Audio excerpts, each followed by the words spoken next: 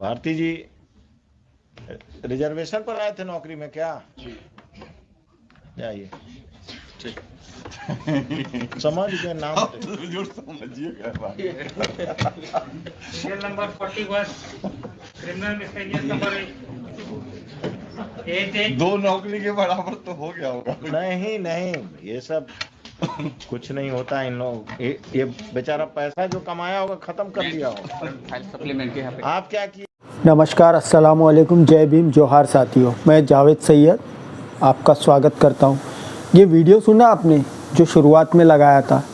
अगर ध्यान से नहीं सुना हो तो मैं आपको बता देता हूं वो वीडियो में कौन है और क्या कह रहे हैं।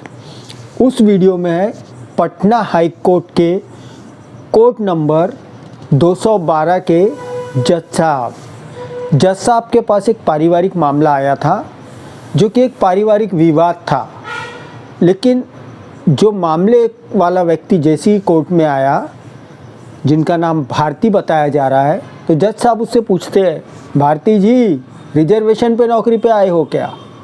मतलब ये मानसिकता देखो, जब मामला नौकरी का था ही नहीं, जब केस कुछ पारिवारिक है तो केस से संबंधित जज साहब को बोलना चाहिए था। यही हम हर बार आपको समझाते हैं कि लोगों को दिक्कत सिर्फ दो लोगों से है इस देश में। जो सवर्णों को दिक्कत है, मनुवादियों को दिक्कत है, वो दो लोगों को से है। एक मुसलमानों से उनको दिक्कत है और दूसरी दिक्कत उनको SC ST OBC को बाबा साहब ने जो आरक्षण का अधिकार दिया है। आरक्षण मतलब आपका रिप्रेजेंटेशन, आपका योगदान जो आपको दिया गया है बाबा साहब ने, जो सदियों से आपका छीना गया था। इससे उन्हें बहुत नफरत है, मुस्लिमों से और आरक्षण से। मामला आरक्षण का ना होते हुए भी जज साहब का ये कहना, पटना हाई कोर्ट के जज साहब का, कोर्ट नंबर अभी उनका नाम पता नहीं चला है, कोर्ट नंबर 212, वो ये कह रहे हैं, भारती जी आरक्षण से नौकरी पर आए हो क्या? भाई आपको क्या करना है? आप हाई कोर्ट के जज हो, सुप्रीम कोर्ट के जज है। ये दोनों जज कोई एग्ज़ाम दे के पास होके तो नहीं आते हैं ना। आरक्षण वाला फिर भी एग्ज़ाम देता है, पास होता है, क्योंकि उसको उसकी कैटेगरी में ही बहुत तगड़ा कंपटीशन मिलता है। अगर कोई शेड्यूल कास्ट के आरक्षण से किसी को नौकरी लगती है तो इसका मतलब ये नहीं कि आरक्षण है और उसने जाके सर्टिफिकेट बताया और नौकरी लग गई। उसमें भी लाखों लोग, हज़ारों लोग एग्ज़ाम देते हैं और उस एग्ज़ाम में वो आपस में कॉम्पीट करते हैं और उसमें जो सबसे अच्छा मार्क्स लाता है उसे नौकरी मिलती है। तो ये आपका कहना बिल्कुल भी गलत है। ये आपकी मनुवादी मानसिकता बताता है। और जज साहब, मैं आपको बता दूं कि जिस तरह आप जो हाई कोर्ट में गए हो और सुप्रीम कोर्ट में जो जज जाते हैं वो कोई एग्ज़ाम देकर नहीं जाते हैं। उन्हें केवल 5 जजेस का एक कोलोजियम बना हुआ है। वो कोलोजियम चुनता है। कई बार डिस्ट्रिक्ट प्रिंसिपल डिस्ट्रिक्ट कोर्ट से हाई कोर्ट में जज लिए जाते हैं और वो बिरले ही कभी होता है, बहुत कम तौर पे प्रिंसिपल डिस्ट्रिक्ट कोर्ट से हाई कोर्ट में लिए जाते हैं। ज़्यादातर तो कुछ जान पहचान वाले जजेस जो है, जिनके बाप दादा सुप्रीम कोर्ट हाई कोर्ट में जजेस रह गए हैं, वो अपना जैक लगवाते हैं और अपने बच्चों को डायरेक्ट वकील से हाई कोर्ट का जज बनाते हैं और बाद में सुप्रीम कोर्ट में भी उन्हें लेके जाया जा सकता है। इसीलिए आज सुप्रीम कोर्ट में हमारे मुस्लिमों के, दलितों के, OBC का और आदिवासियों का रिप्रेजेंटेशन नहीं है। बाद में वकील साहब क्या कहते हैं, ये दो नौकरी वाले हैं, अच्छा खासा कमा लेते हैं।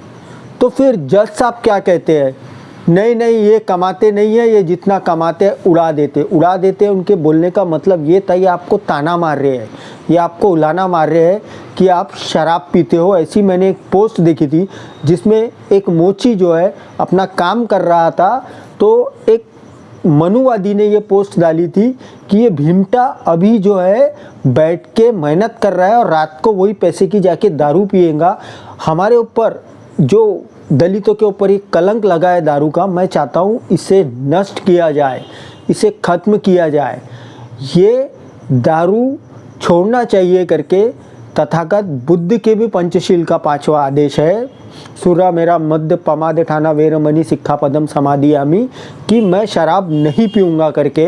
और बाबा साहब की 22 प्रतिज्ञा में भी 17वीं प्रतिज्ञा है कि शराब नहीं पीऊँगा करके। दलितों को चाहिए, जो खास तौर पर अम्बेडकरवादी है, जो बौद्ध है, वो लोग तो कम से कम शराब से दूर रहे, नहीं तो ये मनुवादी आपकी उसी लत का गैर फायदा उठा के आपको बदनाम करते हैं।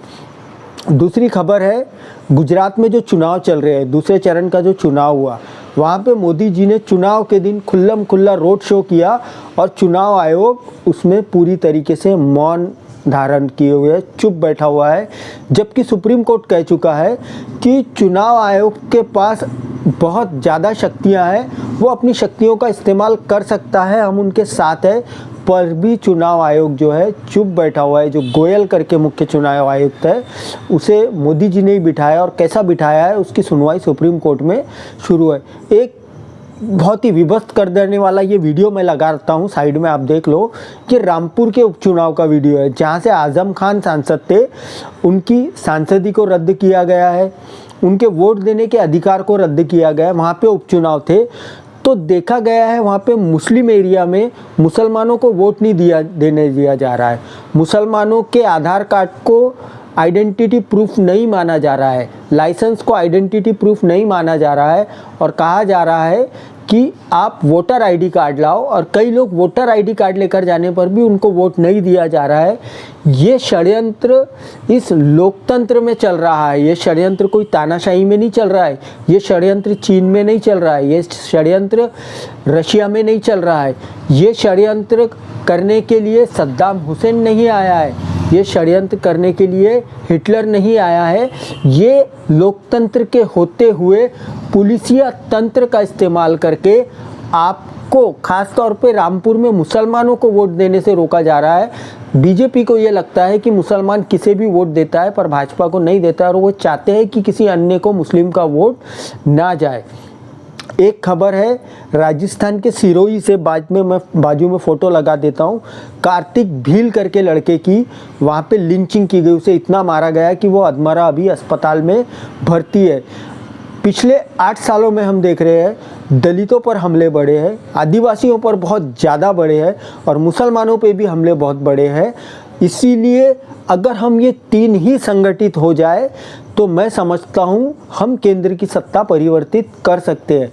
दलित, जिसे हम शेड्यूल कास्ट कहते हैं, मुसलमान और आदिवासी, अगर हम ये 3 हो जाए, अभी हम ओबीसी का विचार ना करें, क्योंकि ज़्यादातर ओबीसी जो है उन्होंने भाजपा आरएसएस का झंडा उठाया हुआ है।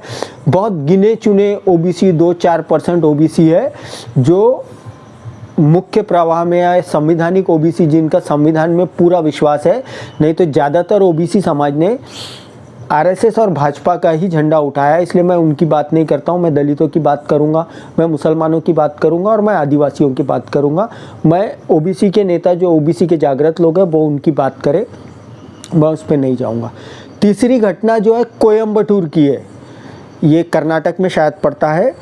कोयम्बटूर में एक दलित महिला का शव जलाने नहीं दिया गया है, शमशान में जलाने दलित महिला का शव नहीं दिया गया है। और जिन लोगों ने जलाने नहीं दिया, खास बात तो ये है, वो ओबीसी के लोग हैं, वो सवर्ण नहीं है, वो ब्राह्मण नहीं है, वो क्षत्रिय नहीं है, वो वैश्य नहीं है, वो लोग जो है वो ओबीसी के लोग हैं, जो वर्ण व्यवस्था के अनुसार शूद्र आते हैं, और शूद्र को केवल सेवा करने के लिए भगवान ने पैदा किया, ऐसा मनुस्मृति कहती है।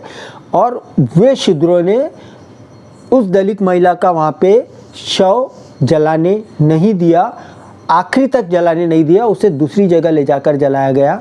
ओबीसी इस तरीके से बीजेपी आरएसएस के हाथ की कठपुतली बना हुआ है, इसलिए मैं ओबीसी की बात नहीं करूँगा। वो वीडियो मैं लगा देता हूँ, आपको समझ में नहीं आएगा, पर वो कोयम्बटूर का वीडियो है।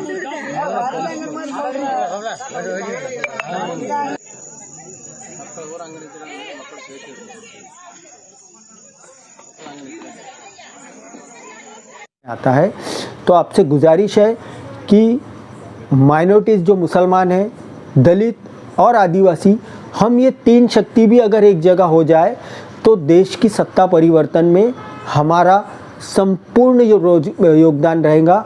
हम जिसे चाहेंगे वही सत्ता में आएगा, हम जिसे हटाना चाहे उसे हटा सकेंगे, पर शर्त यह है कि हम तीनों को पहले एक होना पड़ेगा। जय भीम, जय संविधान।